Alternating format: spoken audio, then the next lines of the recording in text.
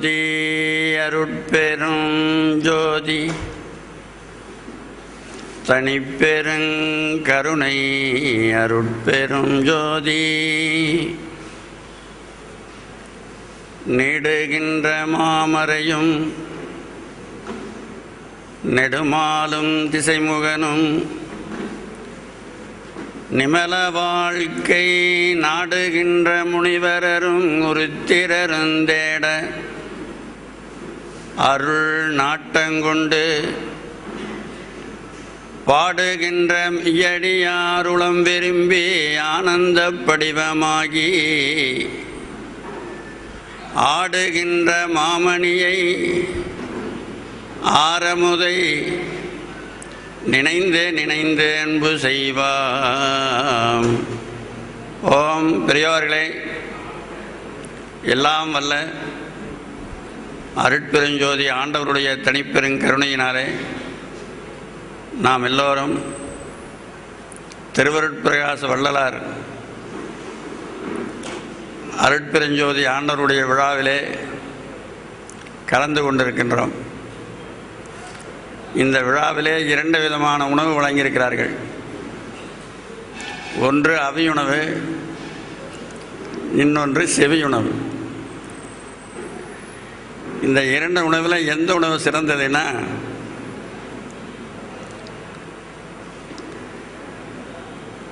அவியுணவு உடல் பசி ஆற்றும், செவியுணவு உயிர் பசி ஆற்றும். உயிருக்கு ஒரு பசி இருக்குது, என்றைக்கு போய் கடவுள் அடைகிறதுங்கிற பசி. அடுத்து அவியுணவு மலத்தை உண்டாக்கும். எவ்வளவு சாப்பிட்டீங்களோ அதில் பாதி வெளியே வந்துடும். செவியுணவு மலத்தை நீக்கும். உயிரில் 3 மலம் இருக்கு. ஆணவம், கண்மம், மாயங்கிற 3 மலம் இருக்கு. அந்த 3 மலத்தை நீக்கக்கூடியதாக செவி உணவு. அடுத்து ஒன்றுக்கு பசி இருக்குது, ஒன்றுக்கு பசியே இல்லை. வயிற்று பசிக்கு 3 நேரம் உணவு தேடுறோமில்ல, சோறு கிடைக்கலன்னு எங்கேயாவது போய் அது சாப்பிட்டு வந்துடுறோமில்ல. அவங்க வீட்டுக்கு போனால் சோறு கிடைக்கும், ரெடியாக வச்சுருப்பாங்க அப்படின்னு போகிறோம். ஆன்ம பசி எடுக்கிறதே இல்லை.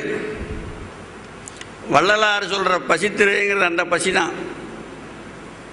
இந்த உடல் பசியை சொல்லியிருந்தால் தலைமைச்சாலையை கட்டி வச்சுட்டு பசித்திருன்னு போட்டு பேசாமல் இருக்க வேண்டியதானே. அப்புறம் இதுக்கு தலைமைச்சாலை அதான் போட்டுக்கிறேன்னு பார்த்தியா பசித்திருன்னு. அதனால் வள்ளலார் சொல்கிற பசித்திரு ஆன்ம பசி, உயிர் பசி. கடவுளுடைய அருளை நாம் எப்போ அடையிறது, இறைவனுடைய அருளுக்கு நாம் எப்போ ஆளாகிறது அப்படின்னு. இந்த வயிற்று பசி எடுக்குது, அது ஒன்றும் யாரும் சொல்லவே வேண்டியதில்லை. ஒரு ஆழ்வார் சொல்கிறாரு, உன்னை நினைக்காத நாள் என்னைக்கோ அன்னைக்கு தான் எனக்கு பசிக்குதுங்கிறார். நமோ நாராயணா என்று என்னானாலும் இருக்கு யஜூர் சாமவேதம் நான் மலர் கொண்டு உன் பாதம் நன்னானாலும் அவை தத்துருமாகில் அன்று அது கிடைக்காம போயிட்டா அன்று எனக்கு பட்டினி நாளேங்கிறார். அதனால தான் அவியுணவு 9 சுவை. அவியுணவு 9 சுவையா? ஒருத்தரும் பதில் சொல்லியா? 6 சுவைங்க. செவி உணவு 9 சுவை. அவியுணவு போனால் இங்கே தங்குது கீழே, செவி உணவு இங்கே தங்குது, உயர்ந்த இடத்துல போய் தங்குது. இது உள்ளே போனது வெளியே வந்துட்டா அவியுணவு. வெளியே வந்தால் பக்கத்தில் எவனும் உட்கார மாட்டான். அந்த நாத்தனார் அந்த வாந்தி எடுத்தவனே சுத்தம் பண்ண மாட்டேங்கிறான். அவனுக்கே அது பிடிக்கல. வாந்தி எடுத்துருவான் சில பேர் பஸ்ஸில், அவனே சுத்தம் பண்ண மாட்டேன்றான். இந்த செவியின் வழியாக போன உணவு வாந்தி எடுத்தால் பல பேர் சாப்பிடலாம்.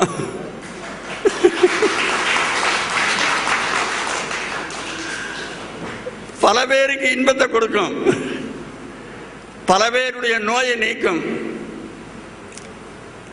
அதனால தான் செவி உணவை இங்கே வச்சு, அடுத்து இதுக்கு வாய் ஒன்று தான் வச்சிருக்கிறாரு. ஒரே வாய் தான். ஐயோ, இந்த ஒரு வாயே உலகத்தை கெடுக்குது. 2 வாய் வச்சுருந்தான்னு வச்சுக்க மனுஷனுக்கு. நெஞ்சில் உரமுமின்றி நேர்மை திறமுமின்றி வஞ்சனை செய்வாரடி கிளியே, அவர் வாய் சொல்லில் வீரரடி. ஒரு வாயிலேயே அவ்வளவு காரியத்தை சாதிச்சிடுறாங்க. இதுக்கு 2 வாய் இருக்கு. 2 வாய்க்கும் கேட்டே போடல. இது ஒரு வாய்க்கு கேட்டு போட்டிருக்குது. உள்ள திறந்து விட்டாதான் உள்ள போகும். இது எப்ப திறந்தே கிடக்குதுங்க. அப்ப செவி உணவு எவ்வளவு பெரிய உணவு பார்த்தீங்களா? இந்த 2 உணவுக்கு ஏற்பாடு செஞ்சவர் தான் நம்முடைய சம்பத்.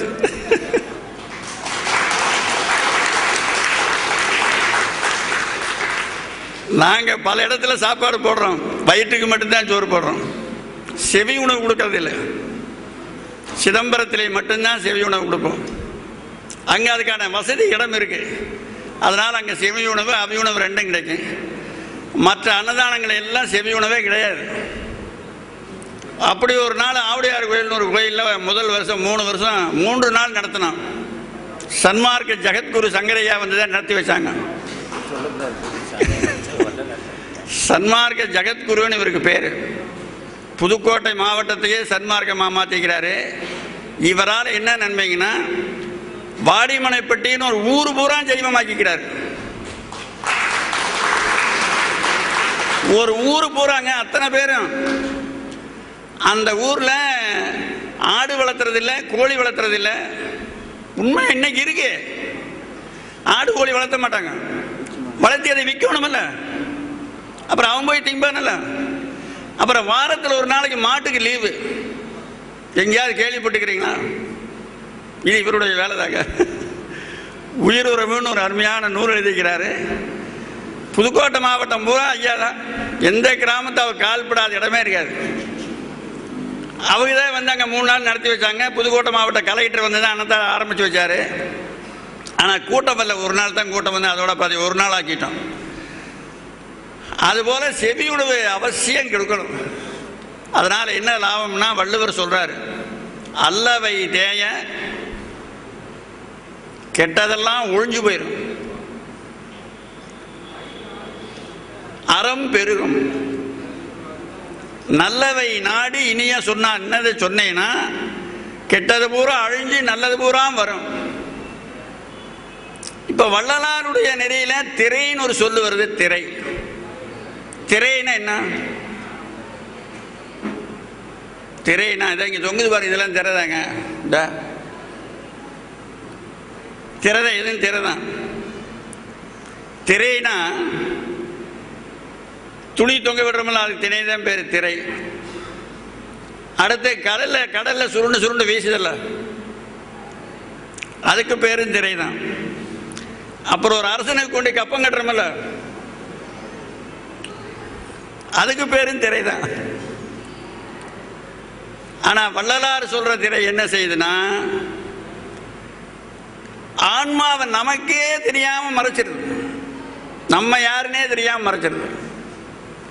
அப்ப இந்த திரை இது மாதிரி தான் தொங்கிட்டு இருக்குமா?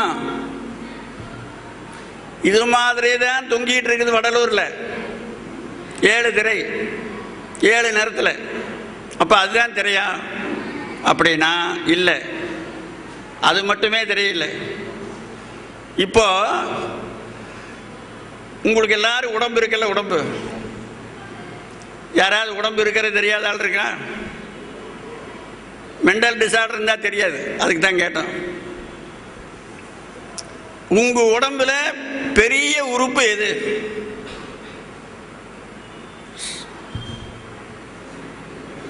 சில பேருக்கு வயிறு இப்படி இருக்கு, சில பேருக்கு தலை பெருசா இருக்கு, சில பேருக்கு கண்ணு பெருசா இருக்கு, முட்டை கண்ணாமாங்க. அவனை எல்லா உறுப்புகளையும் விட உங்க கண்ணுக்கு தெரிகிற உறுப்புல பெருசு எதுன்னு கேட்கிறோம்.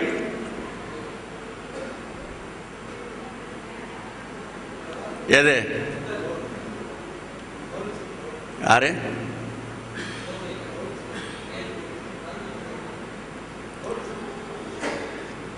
கனி தாங்க சரியான பதில் சொல்லிக்கிறாரு. அதனாலதான் அவர் கனின்னு பேர் வச்சுக்கிறாங்க. காயா இருந்து பிஞ்சா இருந்து பிஞ்சு காய் எல்லாம் ஆகி அப்புறம் பழமாகி அப்புறம்தான் கனியாக. தோல் தாங்க, தோல் நம்முடைய உறுப்பில், உடம்பில் இருக்கிற உறுப்புலேயே மிக பெருசு தோல் தான். இந்த தோல் ஒரு திரை. புரியுதுங்களா அப்போ நாங்கள் சொல்கிறது? ஏன் இது இடத்த மறைக்குது? உள்ளே இருக்கிறத பூரா மறைச்சிட்டு இருக்குது. உள்ள எத்தனை அசிங்கம் இருக்குதோ, எத்தனை நல்லது இருக்குதோ அத்தனையும் மறைச்சு கொண்டு இருக்குதா இல்லையா? இப்போ நமக்கு எல்லாருக்கும் தெரிஞ்சு தோல் தெரியுது பார்த்தீங்களா? இது ஒரு திரை தான், தொங்கு திரை. திருவிளையாடல் புராணத்தில் ஒரு படலம் இருக்கு.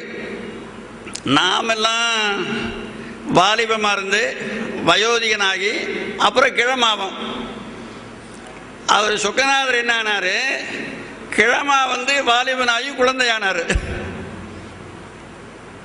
அவன் அப்படி ஒரு படலமே இருக்கு. கிழவனா வந்து அப்புறம் வாலிபனாகி குழந்தையானார். அதை பரஞ்சோதி முனிவர் சொல்ற போது தொங்கு திரை மூப்பு, அடுத்தது இளைய காலை, முளையுண் குளவி. அதுல இது ஒரு திரை நமக்கு தெரியாம மறைச்சிட்டு இருக்கு. இது ஒரு திரை. இந்த திரையில கண்ணுக்கு தெரியாம எத்தனையோ திரை இருக்கு. இது கண்ணுக்கு தெரியுது, கண்ணுக்கு நமக்கே தெரியாது, அது மறைக்குது. எது திரை கண்ணுக்கு தெரியுதுன்னா திரைக்கு அந்த பக்கம் இருக்கிற பொருள் தெரியாது. புரியுது உங்களுக்கு? திரை கண்ணுக்கு தெரிஞ்சதுன்னா அது எதையும் மறைக்குதோ அது தெரியாது. ஆமா, நிலம், நீர், காற்று, ஆகாயம், நெருப்பு, இந்த அஞ்சும் திரைங்க. இப்ப யாருக்கெல்லாம் நிலம் தெரியுது? எல்லாருக்கும் தெரியுதா? ஆகாயம் தெரியுதா? காற்றும் தெரியுதா? நெருப்பும் தெரியுதா? மண்ணும் தெரியுதா? தண்ணியும் தெரியுதா? இந்த அஞ்சும் உங்களுக்கு எத்தனை நாளைக்கு தெரியுதோ அது வரைக்கும் ஜோதி தெரியாது. உறுதியா வச்சுக்கிறது. அது வரைக்கும் நீ ஜோதி பார்க்கவே முடியாது. பரத்தை மறைத்தது, பரத்தை மறைத்தது பார்முதல் பூதம். இந்த அஞ்சு கண்ணுக்கு தெரிய வரைக்கும் நிச்சயமா ஜோதியை பார்க்க முடியாது. இந்த திரை விளக்கணும். இதுல வள்ளலார் சொல்லியிருக்கிற முதல் திரை எதுன்னா கருப்பு திரை. கருப்பு. இந்த பாரு எத்தனை பேர் பேண்ட் போட்டுக்கிறாங்க பாருங்க, கருப்பு பேண்ட். கருப்பு பேண்டை பார்க்கிற போது நீங்க கருப்பு திரையை நினைக்கணும். சிவப்பு பேண்டை பார்க்கிற போது சிவப்பு திரையை நினைக்கணும். அந்தந்த திரை அந்தந்த நினைத்து நினைச்சா நமக்கு திரை ஞாபகம் வரும். கருப்பு திரை. 7 திரையில 6 திரை தனித்தனி திரை. 6வது திரை எது? 6வது திரை இன்னைக்கு எல்லாருக்கும் போத்துணுமே. எதுங்க? வெள்ளைத்திரை தாங்க 6வது திரை. முதல் திரை கருப்பு திரை, கடைசி திரை வெண்மை திரை. இதுல என்ன ஒரு ரகசியம்னா, ஆரம்பம் கருப்பு, முடிவு வெளுப்பு. இப்ப சில பேருக்கு பாருங்க தலையெல்லாம் வெளுத்து போச்சு. பிறக்கிற போது எப்படி பிறந்திருப்பாங்க? புரியுதா? கருப்பு திரையோட பிறந்தாங்க, கண்ணங்கரே இருக்குதுல்ல. இப்ப கருப்பு திரையோட தானே பிறக்கிறாங்க. முடிவு வெள்ளைத்திரையோட மறைகிறாங்க. கடைசி வெண்மை. வெண்மை தாங்க மறைக்குது. இப்ப கருப்புங்கிறது வேற ஒண்ணு இல்லைங்க, இருள். இருள் தாங்க கருப்பு. அந்த இருளை ஒழிக்கணும்னா என்ன செய்யணும்? இருள் ஒழிக்கணும் என்னங்க செய்யணும்? விளக்கேற்றணுங்க. விளக்கேற்றணும். விளக்கேற்றினா வெள்ளை வெள்ளைன்னு அந்த இருள் ஓடி போயிடும். அப்போ விளக்கு எப்படி ஏற்றுறது? அதாவது ஒரு மனுஷன் தவறு செய்யாம வாழ்ந்து பழகினீங்கன்னா நீங்க விளக்கு ஏற்றிட்டீங்கன்னு அர்த்தம். தெரிஞ்சே தவறு செய்யறது, தெரியாம செய்யறது வேற. ஏமாத்தாம இருக்கணும். ஏமாந்தம்னு சொல்லி நீ அடுத்தவங்க கூட போய் அது தப்பு இல்லை. டேய் ஏமாந்துட்டேன்னா நான் அப்படின்னு சொல்ல, அதனால பாவம் வராது. ஏமாத்திட்டேன்னு சொல்லாத, அதுல திரை இன்னும் கெட்டியா விழுந்துடும். தெரிஞ்சே செய்யக்கூடாது. அதாவது இது நடந்ததுங்க. இது ஒரு ஊரில், அப்புறம் ஊர் பேர் எல்லாம் சொல்கிறோம். ஒரு பையன் லாட்ரி சீட்டு விற்றான். ஒரு தாத்தா வந்து ஒரு 6 மணிக்கு, தம்பி சீட்டு கொடுனாரு. 6 சீட்டு, 6 சீட்டையும் ஒரு கவரில் போட்டு இந்த தாத்தான்னு கொடுத்தான். வாங்கினார். பணத்தை எடுத்து எண்ணி பார்த்தாரு. 40 ரூபா தான் இருந்தது. இன்னும் 20 ரூபா வேணும். அப்புறம் தம்பி 40 ரூபா தான் இருக்குது, இன்னும் 20 ரூபா இல்லை அப்படின்னாரு. அதுக்கு என்னதான் தான், நீ கொண்டுட்டு போ, நாளைக்கு கொண்டாந்து கொடுனான். அவன் வேண்டாம், நீ இப்படி இந்த கவரோடு நீ வச்சிரு, நாளைக்கு கொண்டாந்து 20 ரூபாயும் கொடுத்துட்டு நான் வாங்கிட்டு போகிறேன் அப்படின்னார் அவர். அவன் கேட்டான், தாத்தா இந்த 6 சீட்டுக்குள்ள நம்பரையும் உனக்கு எழுதி கொடுக்கட்டான்னு கேட்டான். என்னென்ன சீட் நம்பரைன்னு கவரில் போட்டிருக்கேன்ல, அது எந்தெந்த மாநில சீட்டு என்னென்ன சீட்டு எழுதி கொடுக்கட்டான்னு கேட்டான். இல்லை தம்பி, உன் மேலே எனக்கு பூர்ண நம்பிக்கை இருக்கு, நீ எழுதி தர வேண்டாம், நீ வச்சிரு, நான் வந்து பணத்தை கொடுத்துட்டு வாங்கிக்கிறேன் அப்படின்னாரு. அவர் போயிட்டார். அந்த ஷீட்டு போட்டாதே உள்ள டிராவில் வச்சுட்டானவன். அந்த 6 சீட்டில் ஒரு சீட்டுக்கு அன்றைக்கு இரவு குழுக்கல்ல 1 கோடி ரூபாய் விழுந்துடுது. 1 கோடிங்க.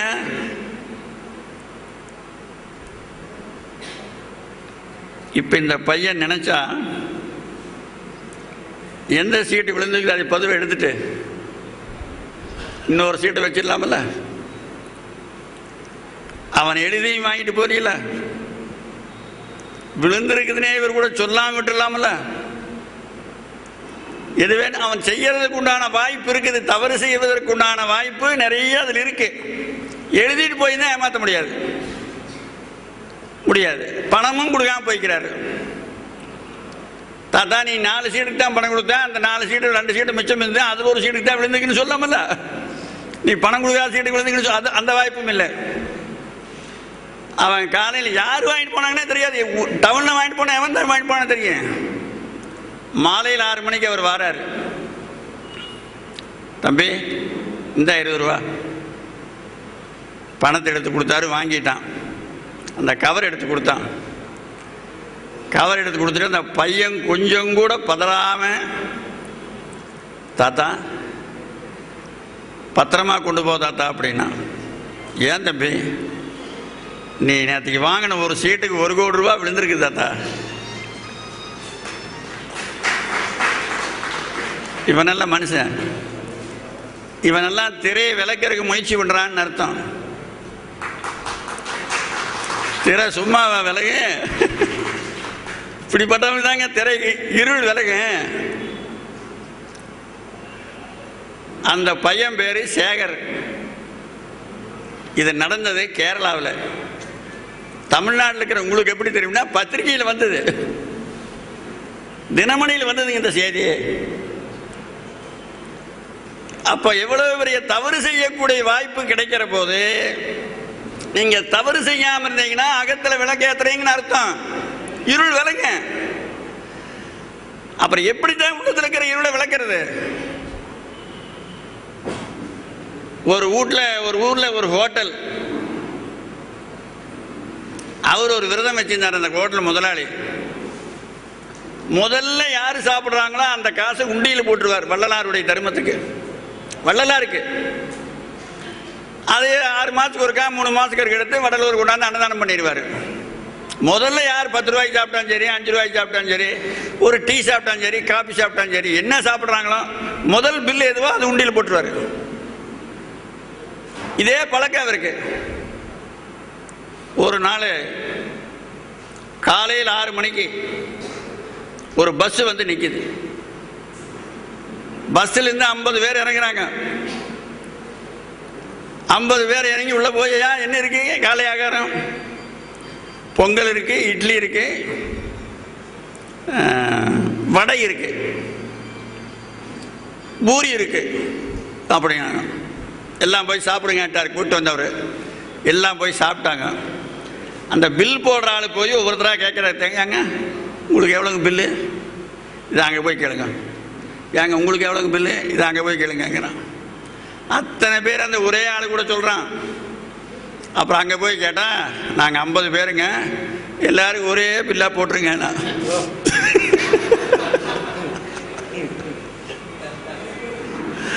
50 பேருக்கு ஆளுக்கு 100 ரூபா, 5000 ரூபாச்சா. அப்புறம் அவன் பில்லு போடல. பில்லு போடுற ஆள் முதலாளிகிட்ட வந்து கேட்குறான், ஐயா 50 பேர் ஆளுக்கு 100 ரூபாய்க்கு சாப்பிட்ருக்குறாங்க, ஒரு ஆள் கொஞ்சம் அதிகமாக சாப்பிட்ருக்கிறாரு, ஒரு ஆள் கொஞ்சம் குறையான்னு சாப்பிட்ருக்கிறாரு, 5000 ரூபாய்க்கு மேலே வருதுங்க பில்லு, ஒரு பில்லையும் மட்டும் போட்டு உண்டியில் போட்டுருவோம். அவன் சொல்கிறான், ஒரு பில்லையும் மட்டும் போட்டு உண்டியில் போட்டுருவான், 99 பில்லை அடுத்த பில்லா போட்டு நாம் வச்சுக்கலாம் அப்படிங்கிற இவன். அப்போ இவர் சொல்கிறாரு, டேய் கடவுளையே ஏமாத்தலான்னு பார்க்குறியாடா நீ,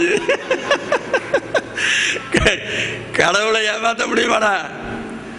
தாய் வயிற்றில் பிறவாதே தானே முளைத்தவர்க்கு, ஜாதி குலம் அறியாமல் தாண்டவம் செய்கின்றவர்க்கு, ஏய தொழிலருளும் எம்பிரான நாயகர்க்கு, ஏமாந்தவர் எல்லாம் ஏமாத்தும் ஈசனுக்கு.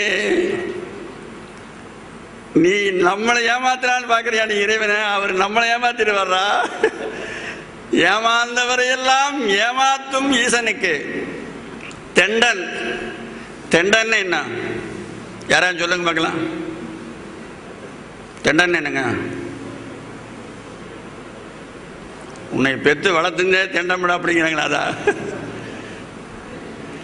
வணங்குறதுங்கிறதே இப்படி கையெடுத்து வணங்கலாம்.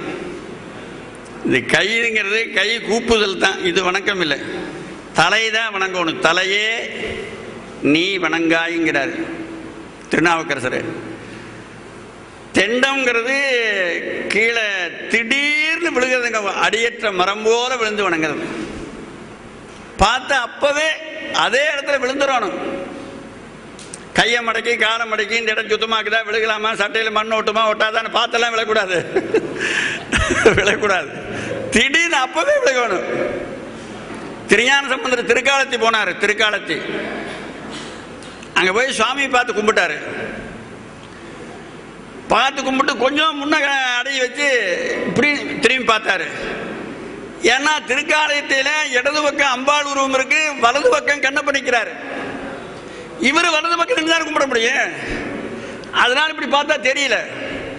முன்னொரு கால் எட்டி வச்சு பார்த்தாரு. கண்ணப்பன் தெரிஞ்சா பாருங்க, கண்ணுக்கு கண்ணப்பன் கண்ணில் தெரிஞ்சா அப்பவே திடீர்னு கீழே விழுகிறாருங்க.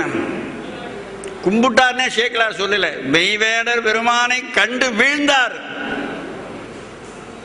அதுக்கு பேர் தாங்க தெண்டன் பேரு. அதனால இறைவனை நாம் ஏமாத்தலாமாடா? ஏமாற்றவே முடியாது. அவனை ஏமாத்துற வேலை நமக்கு வேண்டாம். போட ஒரே பில்லா போட்டால் அவன் 5500 ரூபாய் எண்ணி கொடுக்குறான். அந்த வழக்கமாக போடுற ஓட்டையில் காசு போக மாட்டேங்குது. அப்புறம் உடனே பூட்டை திறந்து 5500 ரூபாய் உள்ள போட்டு, பெருமானே என் காசு மேல உனக்கு இத்தனை ஆசையா?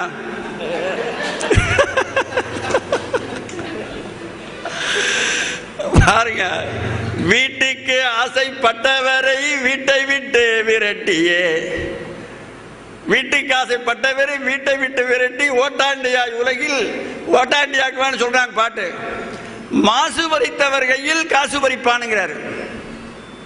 யாருடைய இதயத்திலிருந்து மாசு விலகுதோ அவங்கிட்ட இருந்து காசை பறிச்சிருவார். ஏன்னா அந்த பொருளாசை வந்ததுன்னா மிகப்பெரிய ஞானி அந்த ஏமாத்தி போடும். அவ்வளவு பெரிய மோசங்க அது பொருளாசை. இப்ப நாங்கெல்லாம் இருக்கோம்னா இந்த கையில வாங்கினா அடுத்த நிமிஷம் போட இங்க இருக்காத, இல்லைன்னா அது இங்க கெடுத்துடும். அதனால போட்டாரு. பெருமான நினைச்சு அவ்வளவு சந்தோஷம் இருக்கு. மகா ஆண்டவனே, என்னை கேட்டுருந்தா நான் கொடுத்துருக்க மாட்டேனே, நீயால் இத்தனை காசு 5500 ரூபாய் பிடிக்கிட்டிய அப்படின்னு நினைக்கல. நான் என்ன தவம் செஞ்சனும் இத்தனை காசு என் பெருமானுக்கு போய் சேர்ந்திருக்கேன்னு சந்தோஷப்பட்டார்.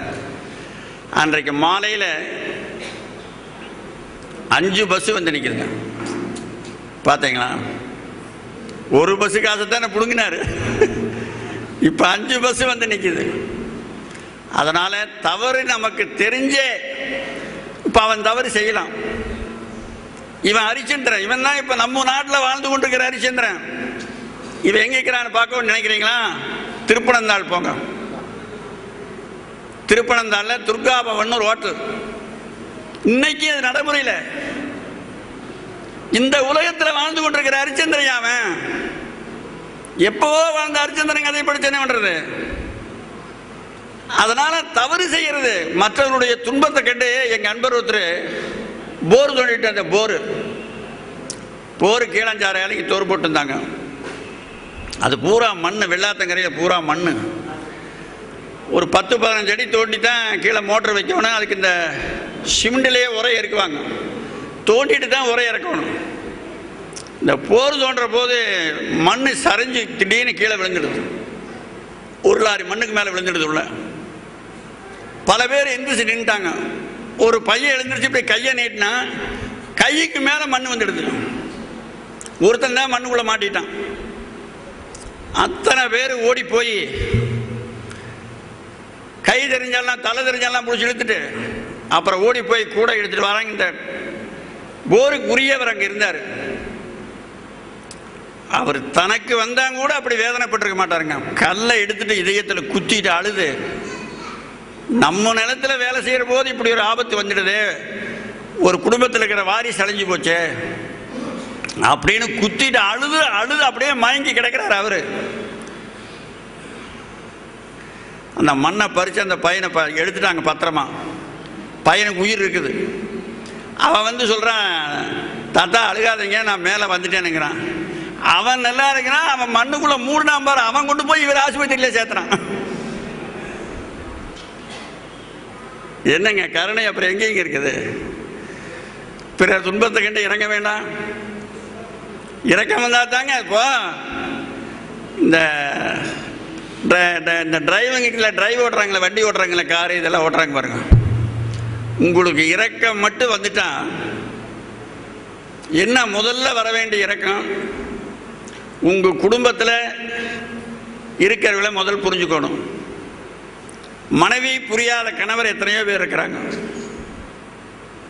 கணவனை புரியாத மனைவி இருக்கிறாங்க. அதில் ஒரு திரை தான். அந்த திரை முதல்ல விலகணும். வாழ்நாள் முழுவதும் அப்படியே இருந்து அழுது சாக வேண்டியதுதான் புரியாமல் இருந்தா. உண்மையாவே புரியாது. உருவத்தை பார்க்க நாங்கள் சொல்றதுல உள்ளத்தை புரியணும். அப்படி புரிஞ்சு வாழ்ந்தா உங்களால முடிஞ்சது என்ன முடியுமோ அவ்வளவுதாங்க. ஏராளமா கொட்ட சொல்லியே வெள்ளாரு. இப்போ இது பாருங்க, இந்த வேட்டி ஒரு 1.5 வருஷமா துவைக்காம விட்டோம்.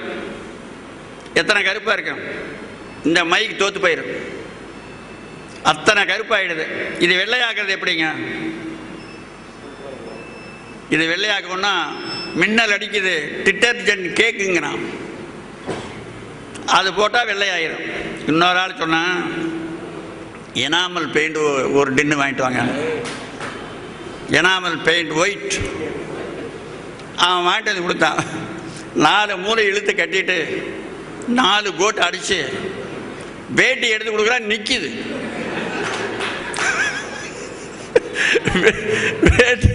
நேரா நிற்கிது, மடங்க மாட்டேங்குது. 4 கோட்டு அடிச்சு காய வச்சுக்கிறானே. இப்போ இதை ஏன் சொல்றோம்னா, வள்ளலாருக்கு முன்ன எத்தனை அருளாளர்கள் வந்தாங்களோ அத்தனை பேரும் வேஷ்டிக்கு வெள்ளை அடிக்க சொன்னாலுக்கு தான் பெயிண்ட். அத்தனை பேரும். அதனாலதான் பெருமான் முற்றுப்புள்ளி சந்தேகம் இல்லாம எல்லாரும் ஏமாந்தார். மாணிக்க வாசகரை பற்றி பாடுற போது அந்த பாட்டில் வருது, மண் புருவ நடுமுதலா அப்படிங்கிற ஒரு பாட்டில் எல்லாரும் ஏமாந்தார். பெயிண்ட் அடிச்சு வெள்ளை ஆக்குறது தான் ஏற்கனவே இருந்தது. அதுக்காகத்தான் பெருமான் வந்தாங்க. இப்போ இதில் எப்படி இருக்குது? உள்ள கண்ணங்கரேன்னு இருக்குது, மேலே பெயிண்ட் அடிச்சிருக்கு. உள்ள அகத்தே கருத்து புரியுதா? அகத்தில் கருத்து இருக்கிறது புரியுதா உங்களுக்கு? புறத்தே வெளுத்து பெயிண்ட் அடிச்சது போதுமப்பா, நிறுத்து, இனிமேல் ஆயில் பெயிண்ட் எல்லாம் வாங்காத அப்படின்னு சொல்றதுக்கு வந்தவர் தான் வள்ளலாரு. இவர் என்ன சொன்னாரு, சோப்பு போடு, சோப்பு போட்டேன்னு வெள்ளையாயிரம். சோப்புனா எல்லா சோப்பும் ஒரே பவராங்க இருக்கு, எல்லா சோப்புமே ஒரே மாதிரி இருக்குமா?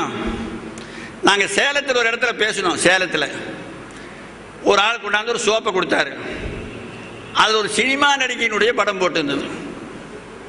அவர் கேட்டார், ஏங்க இதில் சினிமா நடிகையினுடைய படம் போட்டிருக்குது, இவருடைய அழுக்கெல்லாம் போக்குதாம, இது நாம போடலாமான்னு கேட்டார். அப்புறம் நாங்கள் சொன்னோம், சினிமா நடிகையினுடைய அழுக்கையே போக்கக்கூடிய ஆற்றல் இந்த சோப்புக்கு இருக்குதுன்னா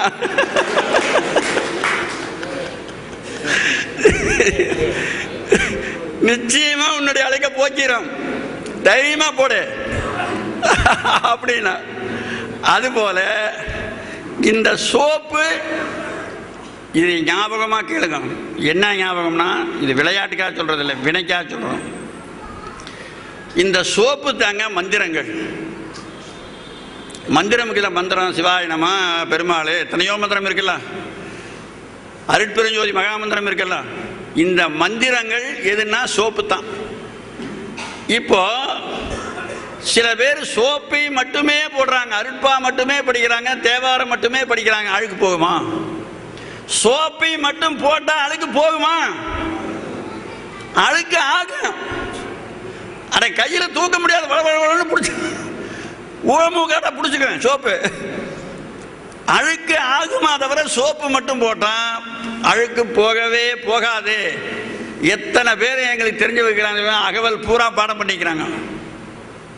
ஒரு நாளைக்கு 6 தரம் படிக்கிறாங்க, ஒரு நாளைக்கு 6 தரம் படிக்கிறாள் இருக்கு. அருட்பாவில் ஏராளமான பாடம் பண்ணிக்கிறாங்க. அழுக்கு போகுமா? போகாது. அப்ப என்ன செய்யணும்?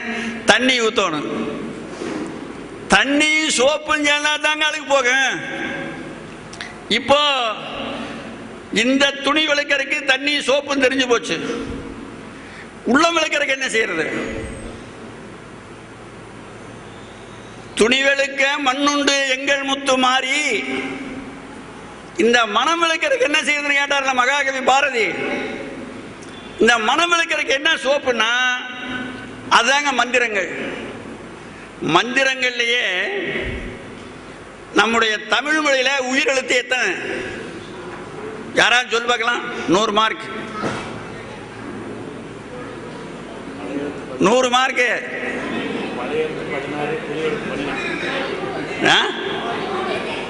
12 யாராவது சொன்னீங்க அவங்களுக்கெல்லாம் 0 மார்க். எத்தனை? 5ங்கிறாங்க பாருங்க. AEIOU, இந்த 5 தான் உயிரெழுத்து. AEIOU ஆங்கிலத்திலேயே அதே தான். தமிழில் குறில்னு வச்சுங்களேன். குறில் 5, நெடில் 7 இலக்கணத்தில் சொல்றாங்கல்ல. குறில் எழுத்து 5ன்னாங்க தமிழில் உயிரெழுத்து. அது நெடுங்களுக்கு. ஆனா அப்புறம் அதே எழுத்து தானே ஆவண்ணா, ஒரு மாத்திரை கூடனா அதே எழுத்து தாங்க அது. அப்புறம் ஈனா அதே மாத்திரை ஈயண்ணா, ஊனா ஊவண்ணா, அப்படி அதனுடைய வாரிசே தான், வேற எழுத்து இல்லை. இந்த 5 தான் குறில். இப்ப சிவாயனமா நாராயண இதெல்லாம் இருக்குது பாரு. இதுல எதிராவது 5 உயிரெழுத்து இருக்குதான்னு பாருங்க. எந்த மந்திரத்திலையும் கிடையாது. உயிரெழுத்து 5 இருக்கிற மந்திரம் அருட்பெருஞ்சோதி மகாமந்திரம் 1 தான். அது ஆவிலே ஆரம்பிக்குது. ஆளுதான் ஆரம்பிக்குது. ஆவத்துட்டு தான். ரூல ஊ வருதான், பேல ஏ வருதான், சோல ஓ வருதான், தீல ஈ வருது. அருட்பெருஞ்சோதி மகாமந்திரம் தான் 5 உயிரெழுத்து உள்ள மந்திரம். இப்போ நமக்கு மந்திரம் தெரிஞ்சு போச்சு. நீங்க எதை வேணா கும்பிடுங்க, எந்த மந்திரம் வேணா சொல்லுங்க, முருகனை கும்பிடுங்க, இதை கும்பிடுங்க, நாங்க வேண்டாங்களே. ஆனா சன்மார்க்கத்தில் என்ன சொல்றோம்னா, எந்த சாமி கும்பிட்டாலும் அந்த சாமி சைவமா இருக்கணும், அவ்வளவுதான். புலையும் கொலையும் திங்கிற சாமி போய் கும்பிடக்கூடாது. கல்லு சாராயம் சுருட்டு வச்சு படைக்கிற சாமி கிட்ட போகக்கூடாது. அதனால இந்த சைவமா இருக்கணும், அவ்வளவுதான். இப்ப தண்ணி வேணும். தண்ணிக்கு என்ன பண்றது? இப்ப மந்திரம் தெரிஞ்சு போச்சு, இதை விளக்கணும். தண்ணிக்கு என்ன செய்யலாம்? தண்ணிக்குள்ள இயல்பு என்ன? தண்ணி இங்கிருந்தா மேலே ஏறாதுங்க, கீழே தாங்க இறங்க. தண்ணி கீழே தான் இறங்க. இப்போ மழை பெய்யுது, 2 டம்ளர் கொண்டு போய் 2 பேர் வச்சுட்டு வந்தாங்க அந்த இடத்துல. 1 மணி நேரம் மழை கொட்டுது. 1 மணி நேரம் கொட்டின ஒருத்தர் போய் 2 பேர் எடுத்துட்டு வந்தாங்க. 1 டம்ளர்ல தண்ணி இருக்குது, 1 டம்ளர் தண்ணியே இல்லை. ஏன் அது இல்லை? அதுலயே இருந்தது, அதுலயே இல்லை. 2 பேருக்கு தானே மழை பெஞ்சது, திறந்த வழியில் தானே வச்சுட்டு வந்தான். 2 அடியில் ஓட்டையில இல்லை. 1 டம்ளர் மேலே பார்த்து இருந்தது, 1 டம்ளர் குப்புற கப்பிச்சு வச்சிருந்தது. இன்னைக்கு எத்தனையோ உள்ளம் கவிந்து தாங்க கிடக்குது. உங்களுடைய உள்ளமெல்லாம் கவிந்து தான் கிடக்குது. பிச்சைக்காரனுக்கு சோடு போடாத உள்ளம் பூரா கவிந்து தான் கிடக்குது. அறஞ்செய்யாத உள்ளம் பூரா கவிந்து தான் கிடக்குது. தர்மம்னு என்ன தெரியாத பூரா கவிந்து கிடக்குது. பகவானுடைய மழை பொழிஞ்சிட்டு இருக்கு. இப்ப இதுல ஏன் தண்ணி தங்கிச்சுன்னா, இது மேடு. இது பாருங்க, இறக்கம். இறக்கத்துல இறங்குது பாத்தியா? இறக்கம் தாங்க இது. தண்ணி இறக்கத்தில் நோக்கி தானே இறங்க. இறக்கம் ஒன்றுதான். வள்ளற் பெருமான் சொல்றாரு, என் கை போயிட்டான் கூட எனக்கு உயிர் போகாது, என் கால் போயிட்டால் உயிர் போகாது, தலையே போனால் உயிர் போகாது. ஆனா என்ன போனா உயிர் போயிருமா? இரக்கம் என்னை விட்டு விலகினா என் உடம்பிலிருந்து உயிர் போயிருங்கிறார். இரக்கம் உருவில் என் உயிரும் உருவும். அப்ப இரக்கம் தாங்க மனிதனை மாமனிதனாக மாற்றி கடவுளாக மாற்றக்கூடிய இரக்கம் தாங்க. நீங்க ஒண்ணு எந்த காரியத்தையும் இரக்கம் வந்தா உங்க காரியம் தானா நடக்கும். நீங்க முயற்சியே பண்ண வேண்டாம். ஒரு டிரைவரை கேட்டு பாருங்க. இறக்கத்தில் வண்டி ஓட்டுறாங்கல்ல, இறக்கத்தில் கார் ஓட்டுறாங்கல்ல, கார் ஆட்டுற போது இறக்கத்தில் இன்ஜின் ஆஃப் பண்ணிரு. இன்ஜின் ஆஃபே பண்ணிடலாம். ஸ்டேரிங் மட்டும் நேரா பிடி. ஆடாதீர், சற்று அசையாதீர், வேறொன்றை நாடாதீர். வேற எங்கேயும் பார்க்க, நீ ஸ்டேரிங் மட்டும் நேரா பிடிச்சினா வண்டி ஓடிட்டே இருக்க. ஏன்? இரக்கம். இரக்கம் தாங்க. அதனால இரக்கம்னா மூட்டை கணக்கில் சமைச்சு போட்டா தான் அன்னதானம் நினையாதீங்க. வீடு தேடி வர்றவங்களுக்கு சாப்பாடு போடுங்க, அதே போதும். கணவன் மனைவி ஒற்றுமையாக சாப்பாடு போடணும், அவ்வளவுதான். ஒப்புடன் முகமலர்ந்து உபசரித்து உண்மை பேசி உப்பில்லாத கூழிட்டாலும், உப்பில்லாத கூழ். ஒரு ஆளை கூட்டிட்டு வந்தார் சாமியார். கூட்டிட்டு வந்து திண்ணையில் உட்கார வச்சுட்டு பொண்டாட்டிக்கிட்ட போய் கேட்டார், நீலாவதி, என்னங்க ஒரு சாமியாரை கூப்பிட்டு வந்துக்கிறேன், சோறு போடலாமான்னார். இந்த அம்மா சொன்னாங்க, இன்னைக்கு இவருக்கு போட்டோம்னா நாளைக்கு இன்னும் 4 ஆளை கூப்பிட்டு வருவாருங்க. அது எப்படின்னு உனக்கு தெரியும்? இன்னைக்கு ஒரு காக்காய்க்கு சோறு போடுங்க, நாளைக்கு 8 காக்கா வரும்.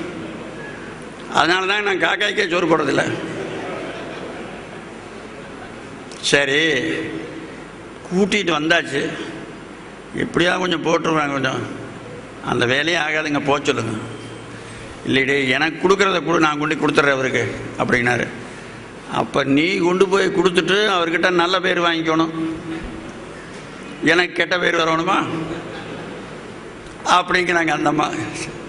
சரி, அட 2 பேர் சாப்பிடலாம், 3 நாள் சாப்பிடலாமல, அந்த வேலையும் ஆகாது. கொடுக்குற பழக்கம் எங்கள் அப்பா வீட்லேயும் இல்லை, எங்கள் தாத்தா வீட்லேயும் இல்லை.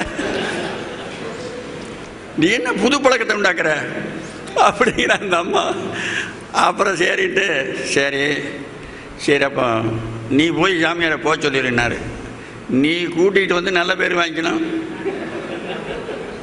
நான் போக சொல்லி கெட்ட பேர் வாங்கணுமா?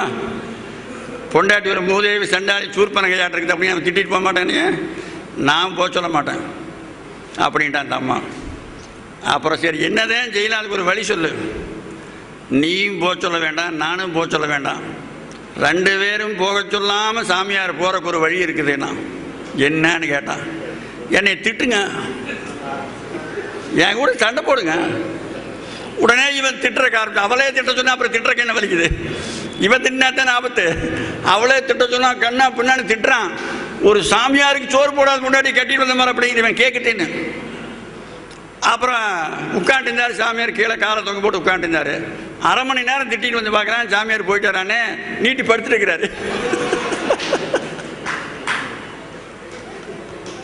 அப்புறம் என்னடா திட்டத்துக்கு போகல, இப்போ என்ன செய்யலாம்னு கேட்டார். அப்புறம் ஒன்றும் இல்லைங்க, கதவை சாத்திட்டு சாட்டை குச்சி எடுத்து தூணில் அடிங்க, தவிட்டு மூட்டையில் அடைங்க, என் முதுகு விழுந்ததான் நான் அழுகிறேன், இதுதான்டா வாய்ப்புன்னு சாட்டை எடுத்து விளாசினான் பாருங்க தூணில். ஐயோ என் உயிர் போகுதே, சாமியார் இருந்தாலும் வந்து தடுப்பாரு காப்பாற்றுவாரு, அவரும் போயிருப்பாருங்கிறா இவ போயிட்டுன்னு. அப்புறம் 1/2 மணி நேரம் அந்த சண்டை முடிஞ்ச பிறகு வந்து கதவை திறந்து பார்த்தாங்க, சாமியாரை காணோம். 2 பேருக்கு எல்லையில்லாத சந்தோஷம்.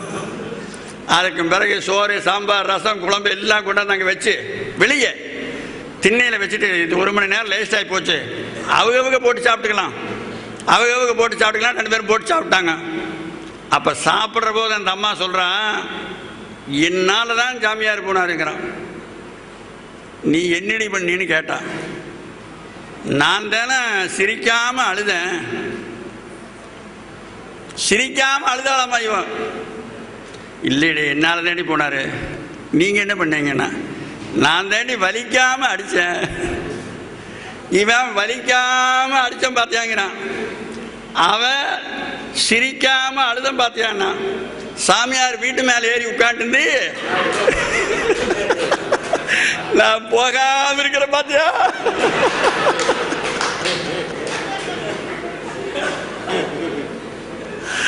போகாம இருக்கிற பார்த்தியா, எட்டி குதிக்கிறான் கீழே.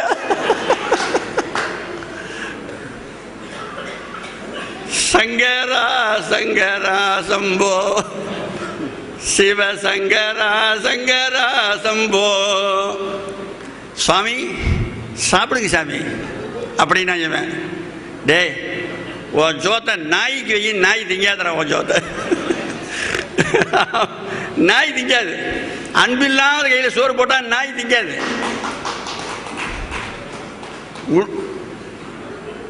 ஒரு வடலூரில் ஒரு அன்பர் தைப்பூசம் பார்க்க வந்தார். அதில் ஒரு போர்டு போட்டது தர்மசாலை மேடையில், இன்று முதல் புலால் உண்ணாதீர்கள்னு.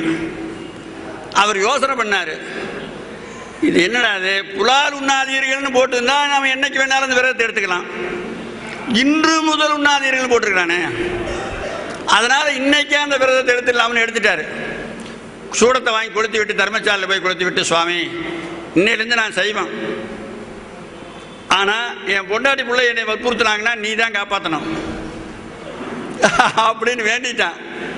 வேண்டிட்டு வீட்டுக்கு போனேன். ஒரு 10 நாள் கழிச்சு கோழிக்கறி காய்ச்சினாங்க, சாப்பிடுங்க நாங்கள். இல்லை எனக்கு உடம்பு சரியில்லை வேண்டான்ட்டான். அப்புறம் ஒரு மாதம் கழிச்சு காய்ச்சினாங்க, சாப்பிடுங்க நாங்கள். இல்லை எனக்கு உடம்பு சரியில்லை வேண்டான்ட்டான். இப்படியே ஒரு 5-6 தரம் சொல்லிட்டு சந்தேகம் வந்துடுது, இது என்ன ஏதோ கதை நடந்திருக்க மாட்டேங்குது, என்ன எங்கே போய் என்ன செஞ்சுட்டு வந்தீங்கன்னா, இல்லை நான் வள்ளலார்கிட்ட போய் வேண்டிட்டு வந்துட்டேன், மாமிசம் சாப்பிட மாட்டேன்னு அப்படின்னு சொன்னாங்க.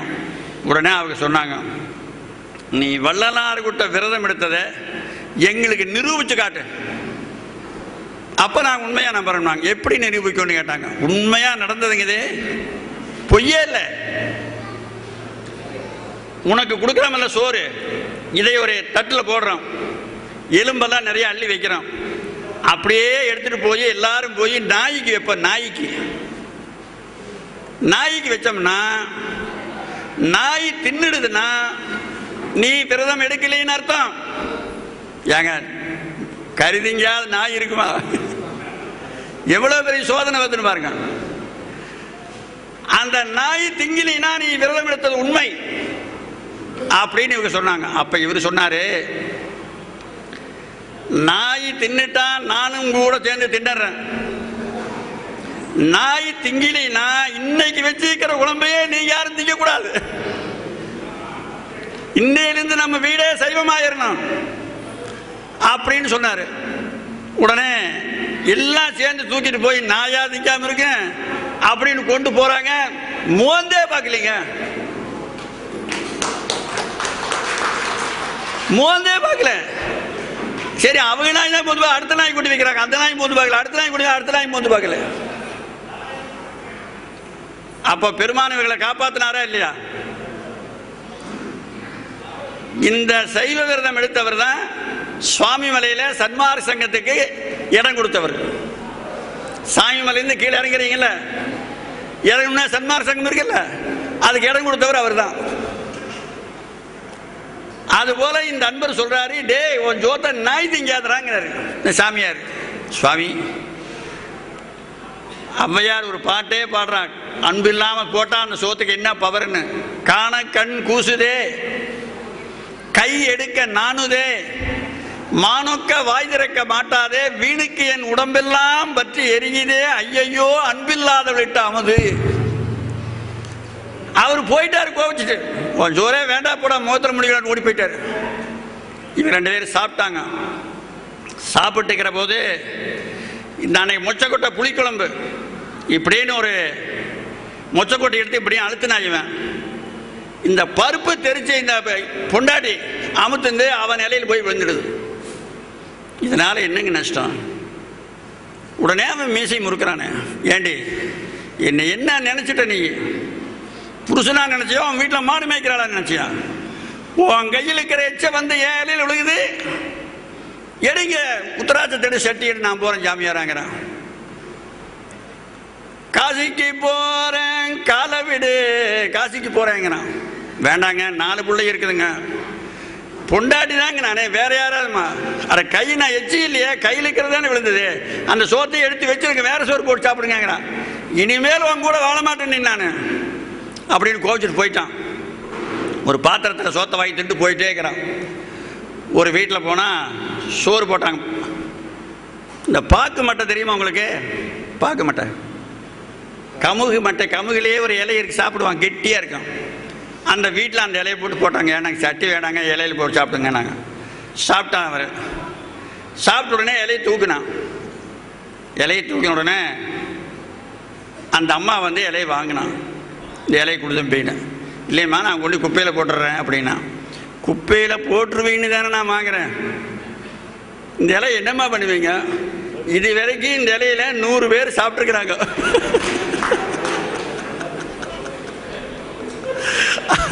அந்த பாக்குப்பட்டை கழுவி வச்சுக்கலாம். ஆமாங்க, உண்மையா. நாங்கள் கூடலையாத்தூர்னு ஒரு ஊர் இருக்குது, சேத்தியாத்தூர் பக்கத்தில். இது உண்மையாக நடந்தது. மாசி மகத்துக்கு சாப்பாடு போடுவாங்க, மாசி மகத்துக்கு சாப்பாடு போடுவோம். அது கிராமம், குக்கிராமம். 7 ஆறு ஒன்றா கூடுற இடங்கங்க, 7 ஆறு ஒன்றா கூடுது.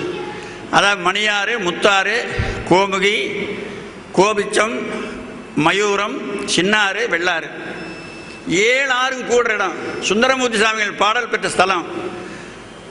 வடிவுடை மழுவேந்தி மதகரியுரி போர்த்து கொடியணி நெடுமாடம் குடலையாற்றூரில்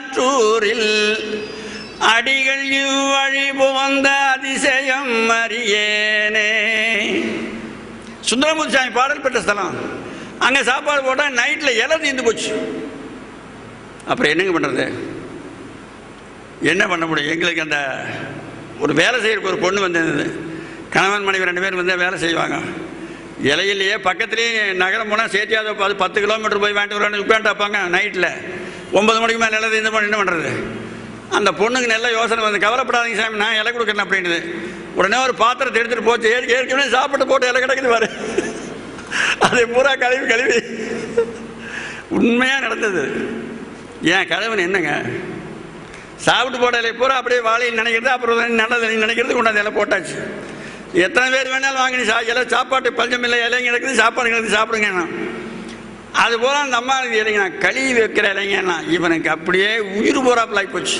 சரி, பொண்டாட்டி கூட கோபிச்சுட்டு யாராவது பரதேசம் போனீங்கன்னா அவன் கெதி இதுதான்.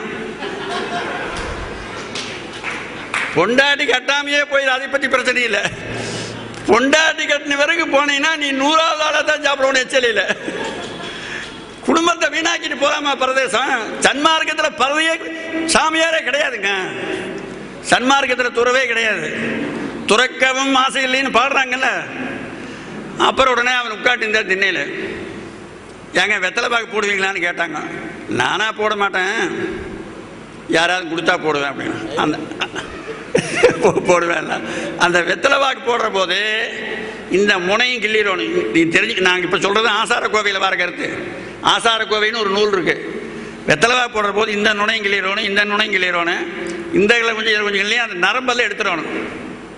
நரம்பெல்லாம் எடுத்துட்டு தான் வெத்தலைவாக்கே போடணும். அப்படி அதை எடுக்காமல் போட்டால் அது விஷம்னு சொல்லுது ஆசார கோவை. அதனால் நான் யாருக்கு கொடுத்தா போடுவேன். சரின்ட்டு வெத்தலை கிடச்சி போச்சு. பாக்கு கிடைக்கல. எல்லா கடையும் தேடி தேடி பார்த்தாங்க, பாக்கு எங்கடா போகிறதுட்டு. அங்கே ஒரு பாட்டி, 90 வயசு பாட்டி, அதுக்கு ஒரு பல்லும் கிடையாது, ஆனாலும் வெத்தலை போடும். ஒரு உலக்கை வச்சிருக்குது, ஒரு இரும்பு உலக்கை, இரும்பு உரல் ஒன்று இருக்குது, அதில் போட்டு இடிச்சு வெத்தலை வாக்கு போடும். வெத்தலை வாக்கு போட்டு பிழையிட்டா பல்லு போன பிறகும் போட்டு தாக்கணும், வேறு வழி கிடையாது. அந்த மாதிரி தான் நடக்குது. நாங்கள் ஒரு தடவை அவினாசியிலேருந்து திருப்பூர் போனோம் பஸ்ஸில், டவுன் பஸ்ஸில் போகிற போது திருமுருகம்பட்டின்னு ஒரு ஊர் இருக்குது, திருமுருகம்பட்டி, அந்த ஊருக்கிட்ட போகிற போது பஸ்ஸில் ஏதோ ஒரு இரும்பு பிடுங்கிட்டு டொப் டொப் டொப் டொப் டொப் டொப்னு அடிக்குதுங்க. இந்த டிரைவரும் கண்டக்டர் இறங்கி போய் அடியெல்லாம் பூந்து திரும்பினா கண்டுபிடிக்க முடியல. அப்புறம் பஸ் எடுத்துகிட்டு போனால் அது டொப் டொப் டொப் டொப் டொப்னு இரும்பு அடிக்குது. அப்புறம் இறங்கி தேடி பார்த்தா கண்டுபிடிக்க முடியல. இது என்னடா வண்டி ஓட்டுனா அடிக்குது, எந்த இரும்புன்னு தெரியலையே அப்படின்ட்டு உள்ளே வந்தா ஒருத்தன் வெத்தலை வாக்கு நிற்கிறான்.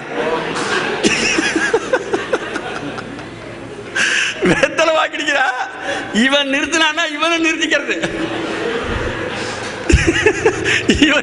இவன் ஓட்டினான்னா இவன் அடிக்க, இவன் வேணும் நிறுத்துறது இல்லை, இவன் பார்க்க போடணும், சுண்ணா போடணும், வேற ஏதாவது போடணும்ல, அந்த நேரம் வந்துடுறது. அந்த மாதிரி ஆகிப்போச்சு. அப்புறம் அந்த பாட்டிக்கிட்ட தான் ஒரு பாக்கு, ரொம்ப இந்த கொட்டைப்பாக்குன்னு ஒரு பாக்கு ரொம்ப விளைஞ்சா அது மரம் மாதிரி ஆயிரும். அதை அறுக்கவே முடியாது, கடிக்க முடியாது. அந்த பாட்டி ஒரு பாக்கு கொடுன்னு கேட்டாங்க. எல்லாம் நல்ல பாக்கு பூரா தீர்ந்து போச்சு, ஒரு பாக்கு தான் கடிக்க முடியும், கொட்டை பாக்கு இருக்குது, அதை எடுத்து கொடுத்தா. அதை கொண்டு போய் அவங்ககிட்ட கொடுத்தாங்க. வேறு பாக்கு கிடைக்கல, எங்கே கொஞ்சம் பேத்துங்கன்னு அதை வாயில் போட்டு ஒரே டப்புன்னு ஒரு கடிச்சான் பாருங்க. அந்த பாட்டி எழுந்திரிச்சு வந்து தட்டுச்சு, முதுவை தட்டுச்சு. சங்கரையா 120 வருஷத்துக்கு இருக்கணும்னு முதுவை தட்டின உடனே ஏமா தட்டுற அப்படின்னு கேட்டான் இவன். தம்பி, இந்த பாக்க நான் ஒரு மாசமா கடிச்சு பார்த்தேன்,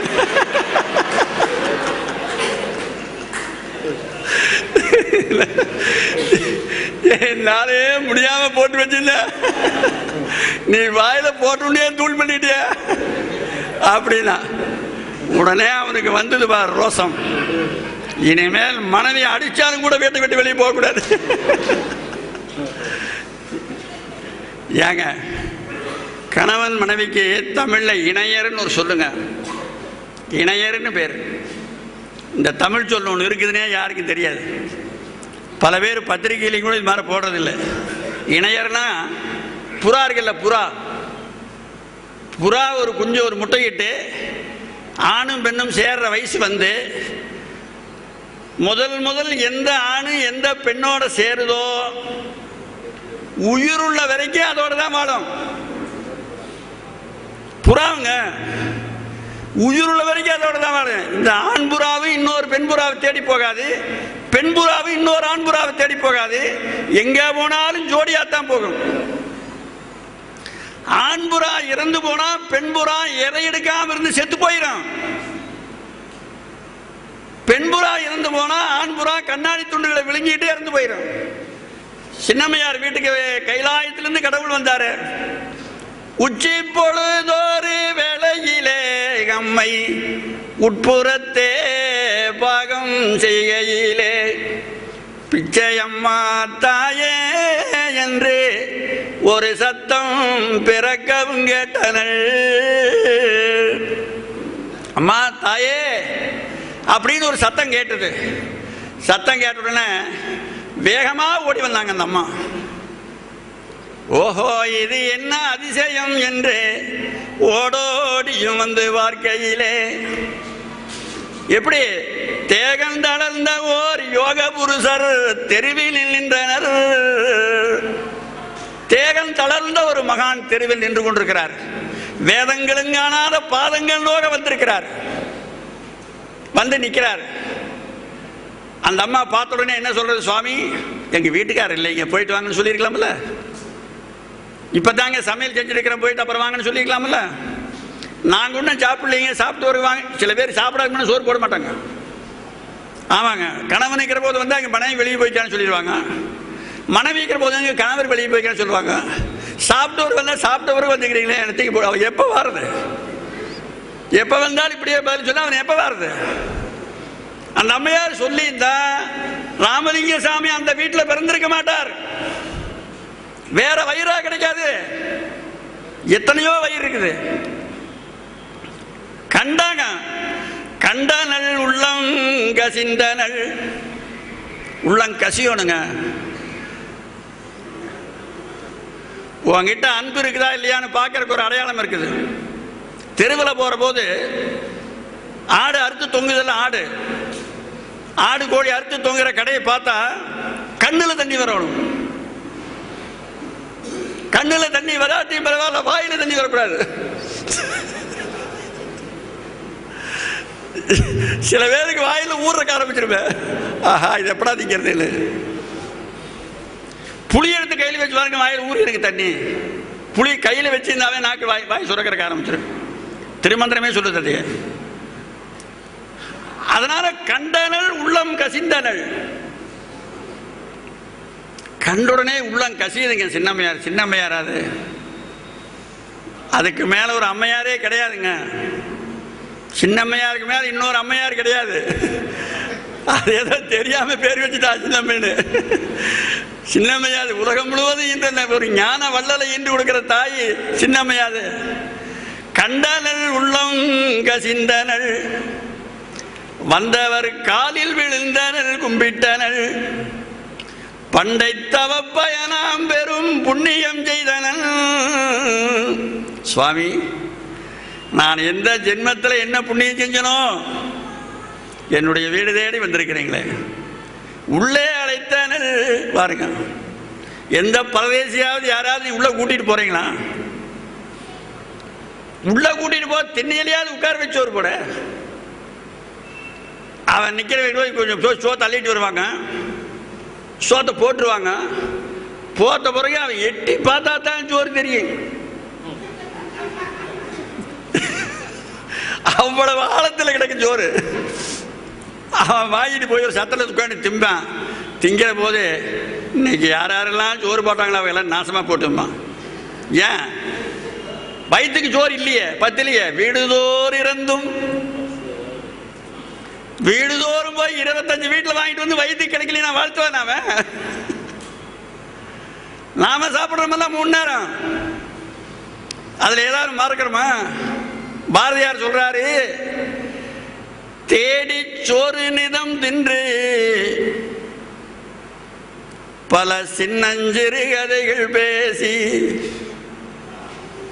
தேடி சோறு நிதம் தின்று பல சின்னஞ்சிறு கதைகள் பேசி, மனம் வாடி துன்பம் மிக உழன்று பிறர் வாட பல செயல்கள் செய்து, நரை கூடி கிழப்பருவம் எய்தி மண்ணுக்கு இறையென பின்மாயும் வேடிக்கை மனிதரை போலே நான் வீழ்வேன் என்று நினைத்தாயோ.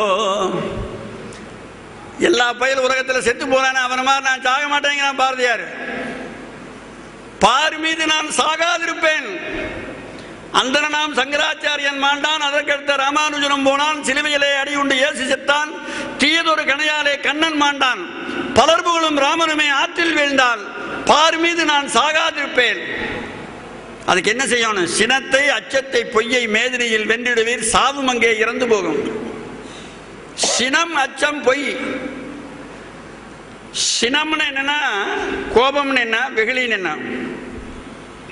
சினம்னா வெகுளிங்கிறது விதைங்க, விதை. வெகுளிங்கிறது விதை. அந்த விதையிலிருந்து தண்ணி ஊத்தினா கொஞ்சமா முளைச்சு மேல வருது பாரு, அதுதான் சினம். சினை, சினைத்தல்லாம் முளைத்தல். ஒரு மாட்டுக்கு சினை போடுறாங்கல்ல, அதனால சினைங்கிறது வெளியே புறப்படாம உள்ளேயே அடங்கி கிடக்கிறது.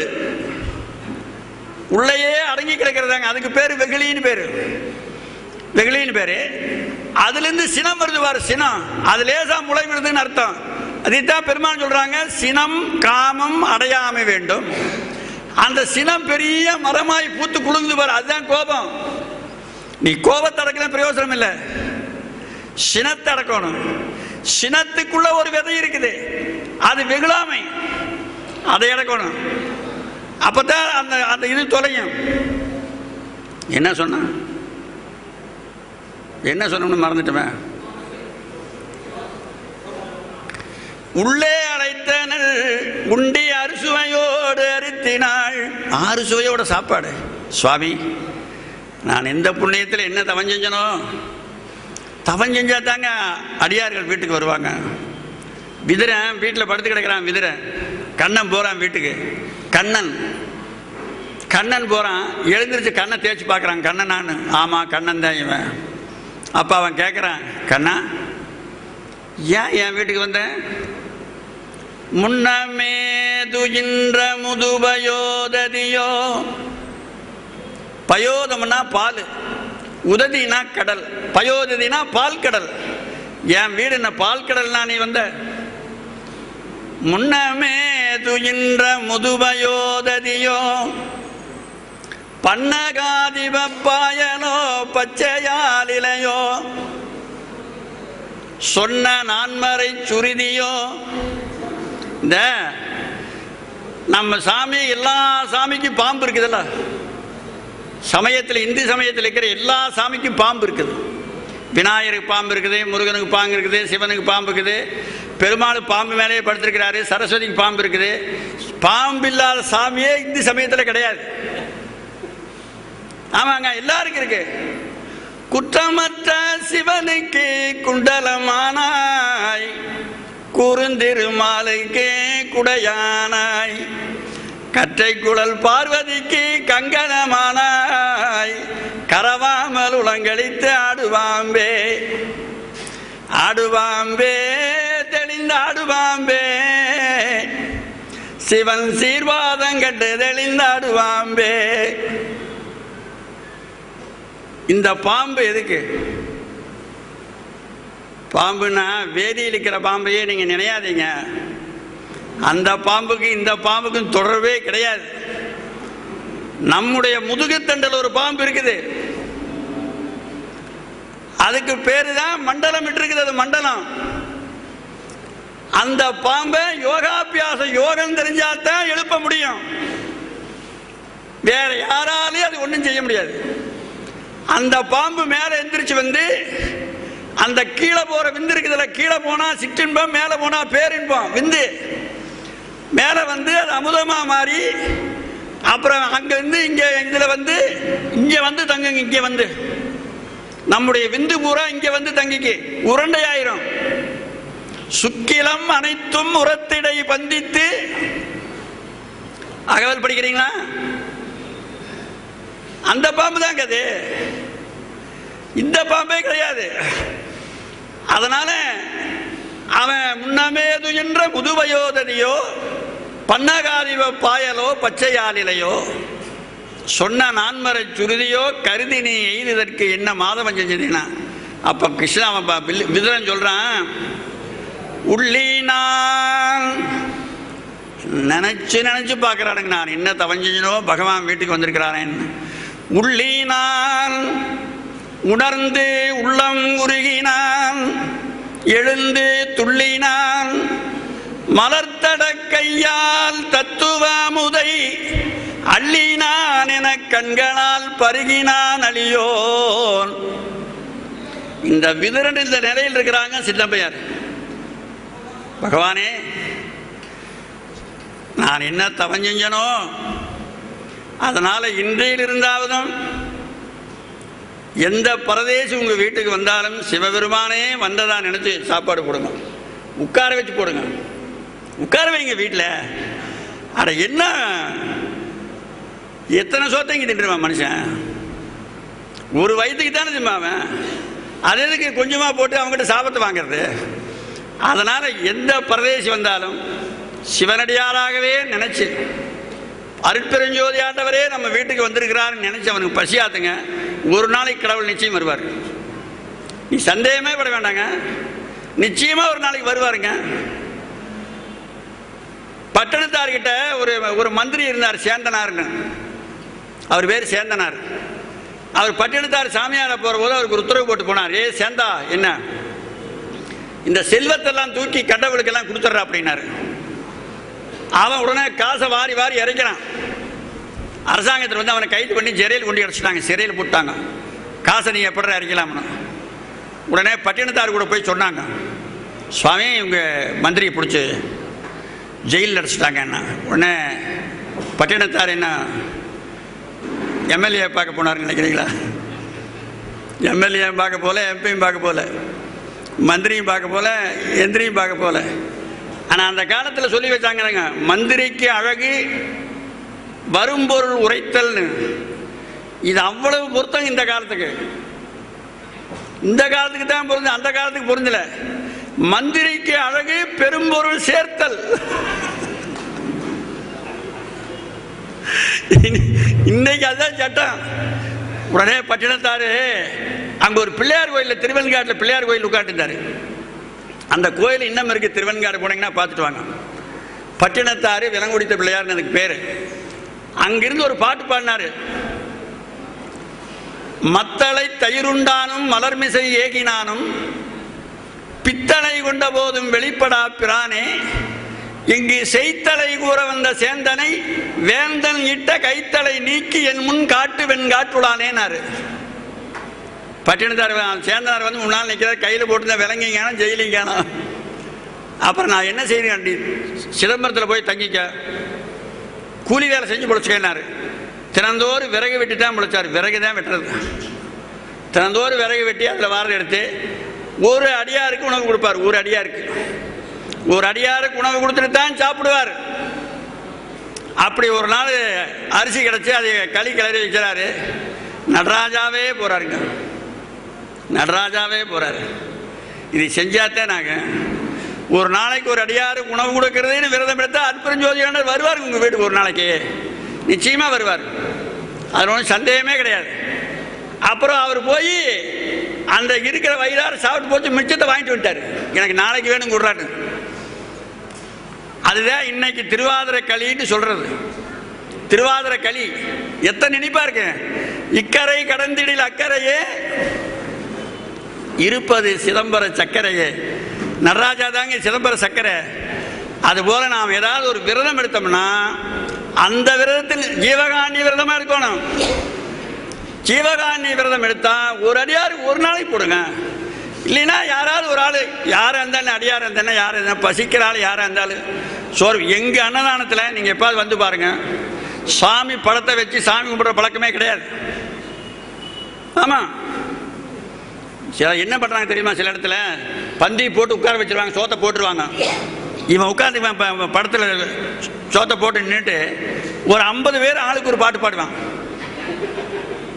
இவர் என்ன வரைக்கும் பார்த்து உட்காந்துப்பான். இவன் என்ன நினைப்பான், இந்த பயலெல்லாம் என்னைக்கிட்ட சாவான்னு நினைப்பான்.